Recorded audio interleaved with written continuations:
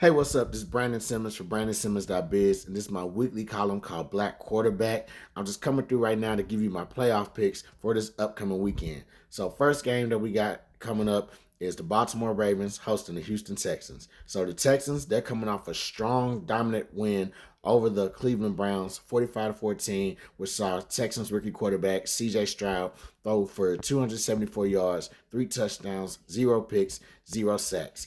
He's going to be facing against a Baltimore Ravens team that is number one in the AFC right now, and they're led by their own quarterback phenom, Lamar Jackson, right? So Jackson, he's been balling out as usual. This what makes this year even more special for him. He's in a whole new offense. It's an offense that's allowing him to tap in more to his passing side. So as a result of that, he's been in the MVP race because of his career highs in completions, completion percentage, and passing yards. So it's been a very beneficial year for him. On top of that, he's also enhanced his dual threat ability, leading the team in rushing yards. And part of that is because, the Ravens have had some injuries in the running back room. Now, with that being said, the Texans and the Ravens played back in week one. And it's a totally different Texans team in week one than it is that's going to be showing up this Saturday. The Texans team in week one, it was CJ Stroud's first real live NFL action. He was playing behind a banged up offensive line, in addition to the other alongside the other injuries that team has had. But since then, he's actually made the most out of this whole rookie season. He might have lost week one, but he ended up getting for AFC Rookie of the Month honors for that month. Um, he set the record for the story. Set the record for most completions before throwing an interception, all that good stuff. He has the Texans. You know what I'm saying? He had the Texans rolling this year. As far as the Ravens go, this hasn't just always been about Lamar Jackson this year for them. Their defense has been great as well, leading the league in sacks, and so it's been a great combination to see the Ravens just really have Jackson compared with a stout defense of that magnitude. So, with that being said, this was tough, but I might have to just roll with the Texans on this one. And what factors in this decision for me is, the Texans, they really are just a totally different team from week one. You know what I'm saying? Probably even from that first month of the season. This is a team that's all the injuries they have subsided from them. The offensive line has improved since then, and they've proven that they can win tough games and close games, both at home and on the road. They have not shown an inch of the spotlight being too bright for him right now, and the spotlight is going to be a little bit brighter for him this coming weekend facing a Ravens team of that magnitude. It's going to be a close game. Don't get me wrong, but I'm going to have to go ahead and take the Texans in this one. Next game we have up San Francisco 49ers hosting the Green Bay Packers. So Green Bay, they had a surprise domination of the Dallas Cowboys last weekend. Quarterback Jordan Love, he threw for like around 272 yards. Aaron Jones, he had, I believe, close to 190 something yards rushing. Probably, I think 196 to be exact. But they just went in there into Dallas and they handled their business. You know what I'm saying? Um, as far as the 49ers go, they're coming into this game the number one seed in the NFC. And to me, the 49ers are the last remaining of the NFC's big three. So I felt all season it was San Francisco, Dallas, and Philadelphia that was projected to come out of the NFC and into the Super Bowl. So obviously, it's just them that's left. And Detroit, you can probably make an argument for them right now. I just didn't think they had as strong of a regular season because of some of the games that they, you know, lost to, some of the opponents that they lost to, and you know what I'm saying. So um, for right now, I just think it's like San Francisco is the remaining of the quote unquote big three. Um, for the Packers, they're coming into a game similar to that wild card game. They're facing an opponent that's that's on a greater level of competition than what they are, you know. And so the Packers, they're still young, they're still figuring it out. You know, they got their seems like they got their franchise quarterback right now, but this is once again uncharted territory for them because this is a legit team. For the 49ers, they're opening up the playoffs at home, and they have to be the most complete team in the NFL right now.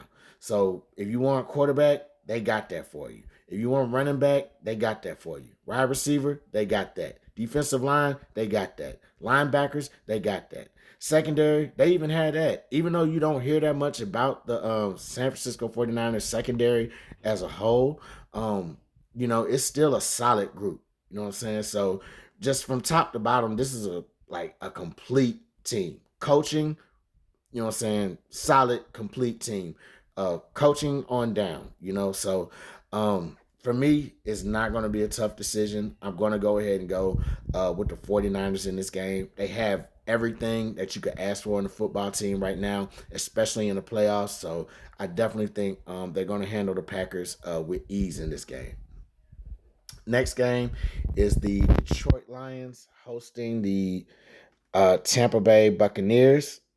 Sorry for up close. Gotta move my computer up a little bit. Hope my head does not extend past your phone.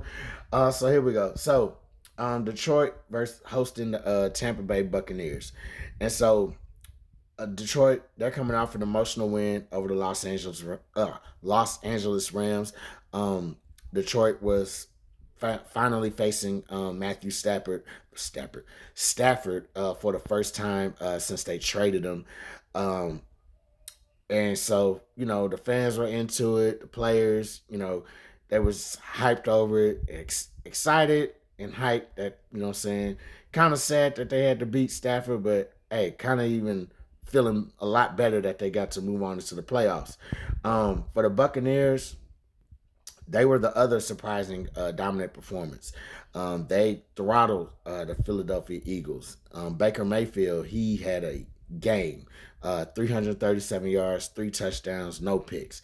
You know what I'm saying? He was just showing out in this game, man. So yeah, both teams coming off for like high energy wins. For the Buccaneers right now, they present themselves to me as a scrappy bunch.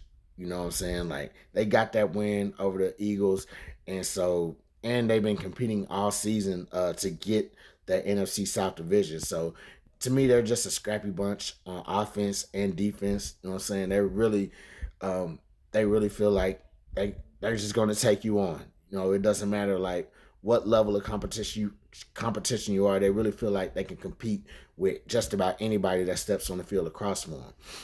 For the Lions, the one thing that I like about them is their balanced offense with playmakers everywhere. You saw that last week with Josh Reynolds. They have Amon-Ra St. Brown. But not to even mention that, they have Scott Laporta at tight end, Jahmyr Gibbs, David Montgomery, their 1-2 running back combo. You know what I'm saying? They just have playmakers just all around that can really, you know what I'm saying? They can probably run the score up if they want to. So I think that's a dangerous mix for anybody that they play. And it's for that reason that I'm going to take Detroit. I think them having that balance on offense gives them a supreme edge. You know what I'm saying? It can really help them manage the clock with the running game, but also they have the ability to just find the receivers to make big plays down the field. And so I think that's really going to be key against this Tampa Bay defense, because Tampa Bay, they have a solid defense, but they did give up a couple of big plays last week. So I think Detroit is a little bit more in sync and playing a little bit more harder than what the Philadelphia Eagles were, especially this late in the season. So I think that they're locked in right now. Their coach has them locked in right now, which is a great thing. And so they have everything that you really kind of need as well for the playoffs. So I'm going to go ahead and take the Detroit Lions. Final game of the week. Buffalo Bills hosting the Kansas City Chiefs. So both of these teams had an interesting wild card. That's pretty crazy to say, considering some of the other teams that I just mentioned in this video. But for Buffalo, they had a cold weather. They had a cold weather issue with their game. They had to postpone their originally scheduled game, move it to Monday, while fans had to come out there and shovel the snow out the stadium. Chiefs, not so much shoveling snow out the stadium type of level of cold, but it was definitely super cold down there. Cold enough where a lot of people didn't think that their passing game would, really just take off like it did. But Mahomes, he finished the game with 262 yards. And the ironic part of all this is that Chiefs wide receiver was actually a big factor in this game. Yeah, on the positive side. Yeah. uh, Rookie wide receiver Rashid Rice, he had 130 yards in this game, which is crazy because the Chiefs wide receivers have taken a lot of criticism throughout this whole season, and somebody from that group actually, really stepped up and made some plays in this game. So, for me, Buffalo, they had a resilient surge through the final portion of the season. Everybody knows the story about them changing offensive coordinators in the middle of the season just to right the ship and all that other stuff. And it's really paid off for them. I think they went like 6-1, something great like that, to actually finish the year out and then snatch the division from the Miami Dolphins. However, with the Chiefs, they showed that they can turn on the weapons when it's needed. When it's playoff time, it's Chiefs time. That's what they showed. And for that reason, I'm going to go ahead and take the Kansas City Chiefs. I mean, to be honest with you, you could say that the weather affected Miami in such a way that they really couldn't get into their offense all the way because they have Miami has Tyreek Hill over there, but obviously with the weather the way it was, they're not used to playing in that cold weather. They're not used to throwing the ball like that. So, you know what I'm saying? But they could have resorted to their running game, which they have a great stable of running backs. Raheem Mostert, Devin Achane.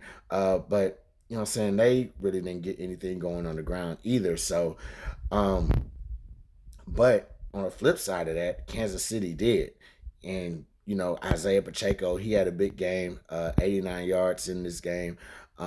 And Isaiah Pacheco wasn't in the first matchup against the Bills. And so everybody remembers that game. That was the offsides game by Kadarius Toney. But Pacheco wasn't in that game. And so I think that him being in this game is really going to be helpful for the Chiefs. I feel like they're going to utilize him both in the run and in the pass. And so he's really probably going to be the next one to just kind of step up and really be a strong impact for the Chiefs offense. And no, Patrick Mahomes has never played a road playoff game ever. And that's really crazy to think. Throughout this whole time there, like they've always played their playoff games at home. Most of them because obviously they win a division, but for the most part they've either been the number 1 or number 2 seed in the AFC, and they've always earned that privilege to like just play home playoff games. So it's really gonna be this one's gonna be a tough one as well. Buffalo, they're not Buffalo's not a scrub, and we all know this. You know what I'm saying? Josh Allen, he's gonna try to carry this team on his back, just like he did last week. And last week they stomped out Pittsburgh like a lot in that first quarter, but it seems like they kind of eased up a little bit and almost let Pittsburgh get back in the game. But I don't think that's going to be the case in this game. I think the Chiefs, the Chiefs and the Bills are going to fight. It's an American tradition that they meet in the playoffs and they really compete. So definitely taking the Chiefs in this game. It's going to be a hard fought game. Probably going to be just as cold as their last, as both of these teams' last wild card wins. So should be pretty entertaining to see how both teams kind of adjust to that. So those are all my picks this week. That's all I got for y'all this week.